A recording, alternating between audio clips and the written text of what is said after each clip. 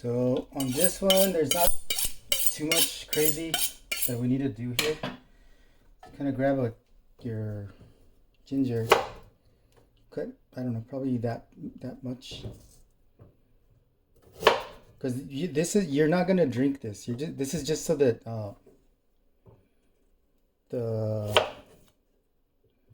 what's it called? The water gets some ginger in it, and then your lemon, I will cut into some slices. I don't think, let's see, I've made this a few times. I haven't used the whole lemon yet.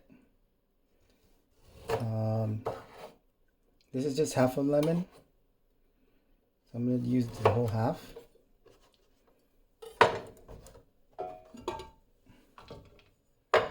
And then rosemary, I don't know, just a light, I would say that's about a teaspoon. So that's pretty much, oops, I don't know if you can see it, but that's about how much is in there. And then the rest I'm going to fill with water and then just let it start cooking up.